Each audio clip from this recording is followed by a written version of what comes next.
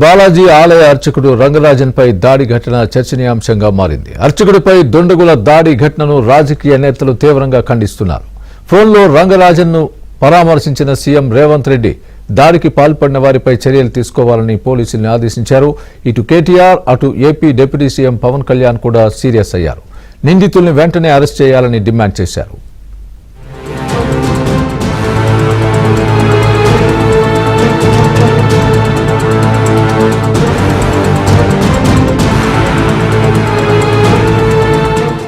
చిలుకూరు బాలాజీ ఆలయ అర్చకుడు రంగరాజన్పై దాడి ఘటనలో పోలీసుల దర్యాప్తు కొనసాగుతోంది.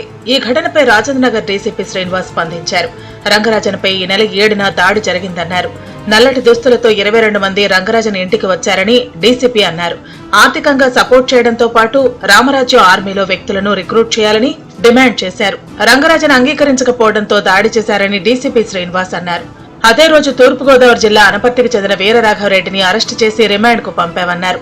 ఖమ్మం నిజామాబాద్ కు చెందిన 2 మహిళలతో పాటు 5గురిని అరెస్టు చేశామని డీసీపీ అన్నారు. 2022లో వీరరాఘవరెడ్డి సోషల్ మీడియాలో రామరాజ్యం ప్లాట్ఫామ్ ప్రారంభించారని 20,000 జీతంతో కొందరిని రిక్రూట్ చేసుకున్నాడని డీసీపీ తెలిపారు.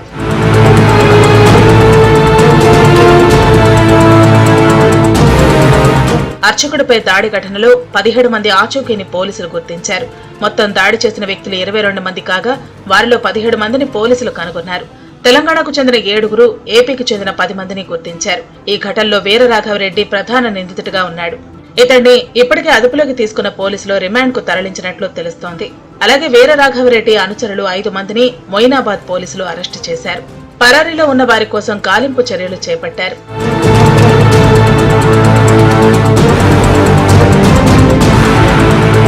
చిలుకూరు బాలాజీ దేవస్థానం ప్రధాన అర్చకుడిని సీఎం రేవంత్ రెడ్డి పరామర్శించారు. రంగరాజన్తో సీఎం రేవంత్ రెడ్డి ఫోన్లో మాట్లాడారు. రంగరాజన్ ఆరోగ్య పరిస్థితిని అడిగి తెలుసుకున్నారు. అనంతరం దాడి ఘటనపై సీఎం రేవంత్ రెడ్డి ఆరా తీశారు. ఇలాంటి దాడులను సహించేది లేదని సీఎం రేవంత్ అన్నారు. నిందితులపై కఠిన చర్యలు తీసుకోవాలని పోలీసులను ఆదేశించారు. ఏదైనా ఉంటే కూడా ఇమ్మీడియట్ గా మా ఎమ్మెల్యే గారికి చెప్పినా చేసిన నేను ఇమ్మీడియట్ గా చెప్తాను. కమిషనర్ గారికి కూడా నేను ఇన్స్ట్రక్షన్ ఇస్తాను. Thank you sir. Look after ఏం సమస్య ఉన్నా ఏదైనా ఉన్నా చేస్తారు.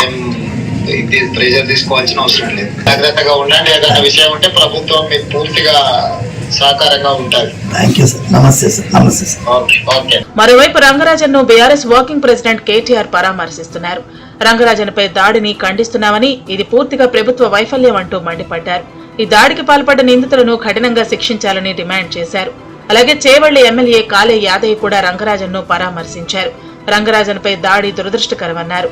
నిందితులకు కఠినంగా శిక్ష పడేలా చూస్తామని హామీ ఇచ్చారు.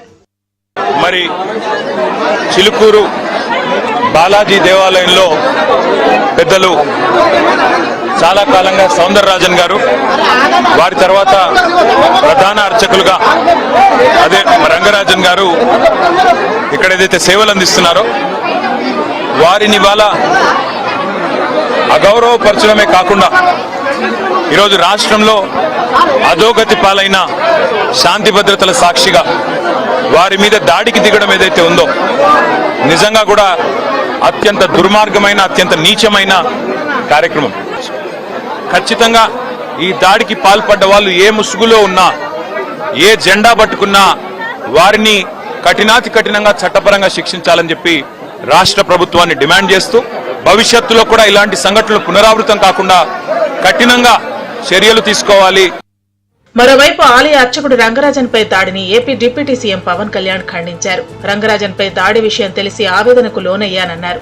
దాడి వెనుక కారణాలను పోలీసులు నిగ్గు తేల్చాలని, దాడి చేసిన మూకను నడిపిస్తున్నది ఎవరో గుర్తించాలని అన్నారు. ఈ దాడిని తెలంగాణ ప్రభుత్వం తీవ్రంగా పరిగణించాలని, నిందితులను కఠినంగా శిక్షించాలని పవన్ కళ్యాణ్ డిమాండ్ చేశారు.